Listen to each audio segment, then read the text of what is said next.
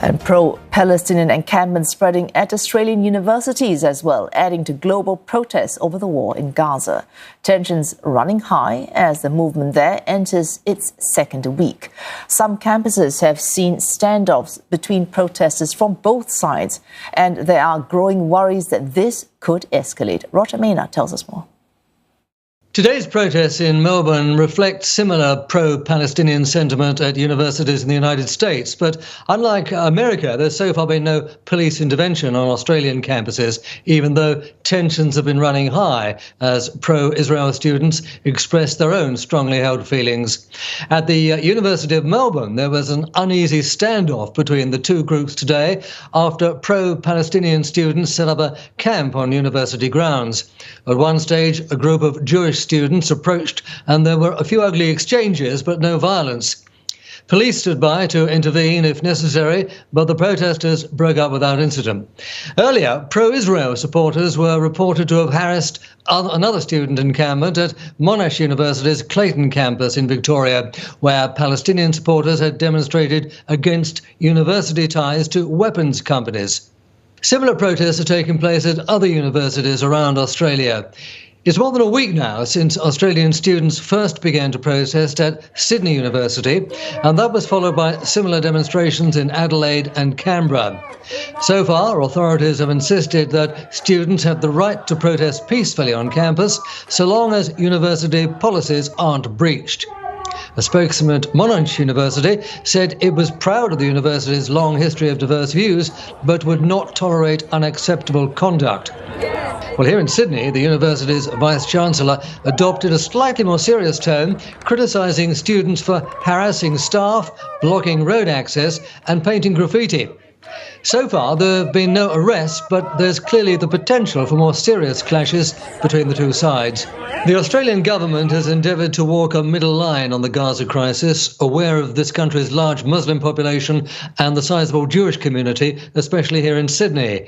Australia's Foreign Minister, Penny Wong, has said that a pathway out of the endless cycle of violence in the Middle East can only come with a two-state solution. In other words, recognition of a Palestinian state alongside the state of Israel, though she also accepted there was no role for Hamas in such an agreement. Well, these are delicate diplomatic times for the Australian government, and pressure is likely to intensify if these university protests continue. Roger Maynard, CNA, Sydney. Police in California have begun removing barricades and dismantling a pro-Palestinian protest camp at UCLA after hundreds of demonstrators defied the order to leave. Police, led by a phalanx of officers carrying shields and batons, ripped apart the encampment's barricade and pulled down canopies and tents. Protesters, some carrying makeshift shields and umbrellas, sought to block their advance. Authorities have also reportedly begun arresting dozens of demonstrators. Earlier, hundreds of officers in tactical gear began filing into the campus adjacent to the site. The assembled police stood by in a face-off that lasted hours, while urging demonstrators in repeated loudspeaker announcements to clear the area. The pre-dawn crackdown comes a day after violence instigated by pro-Israel counter-protesters erupted at the same site, which saw fighting continue for hours before police stepped in. The tepid response by authorities has drawn criticism from political leaders, as well as Muslim students and advocacy groups. Tensions have begun mounting on college campuses in the United States, where protests over Israeli conduct of the war in Gaza has led students to clash with each other and law enforcement. A tally by AP News Agency puts the number of arrests at least 38 since the 18th of April. More than 1,600 people have been arrested across 30 institutions. Israel is reportedly still waiting for Hamas to respond to its latest truce proposal as doubts grow over the fate of that plan to pause the war in Gaza. Hamas is reportedly poised to reject this latest deal. A representative for the group says its position is negative, although negotiations are still ongoing. Israeli media says Hamas is expected to submit amended truce terms today. U.S. Secretary of State Antony Blinken earlier reminded Hamas that Israel has already made very important compromises, and he saw no reason for the group not to take up this latest offer. But Hamas has complained that Israel is not committing to a permanent end of war in Gaza, nor is Tel Aviv willing to fully pull back its troops. Inside Gaza, humanitarian aid has reached Jabalia camp after Israel reopened the Erez crossing on the northern edge of the Strip, following pressure from Washington and international aid organizations. North has been badly destroyed, and civilians there are on the brink of famine after nearly 7 months of war. And for more, Sarah Coates joins us live from Tel Aviv. Sarah, we're seeing reports there Hamas negative on this latest proposal for a ceasefire. Now, should it turn that down, what are the hopes of another round of, this time, possibly successful negotiations?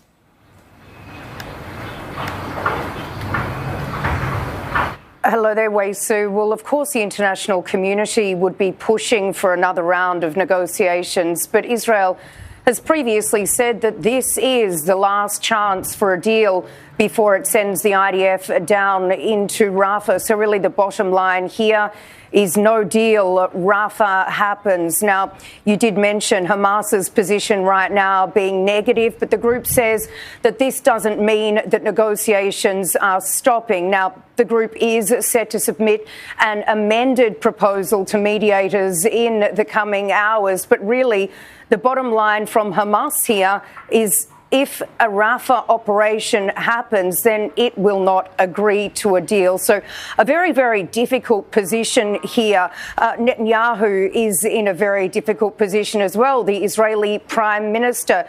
We do need to remember, on one hand, he's got the war cabinet really pushing him to cut a deal with Hamas to bring these 133 captives home, while on the other hand, the very far right flank of his government is threatening to topple the coalition, to walk away from the government if Netanyahu makes what they are calling an irresponsible deal with Hamas, and also if these plans to go down into Rafah are actually abandoned. Now, Israel is of the belief that it needs to go down into Rafah. It believes that the last 4 remaining Hamas battalions are actually stationed there, and also potentially some of these key leaders of Hamas, like Yahya Sinwar. Israel believes he may be hiding in a tunnel down in Rafah. So we can expect over the coming hours is this counter-proposal by Hamas and also an Israeli war cabinet meeting to be held a little later on. Sarah, Israel has opened the Erez crossing that is allowing more aid to enter Gaza. This is a question we frequently ask you on this bulletin. With more aid coming in, do we expect the situation to improve substantially? I'm going to ask you that question again.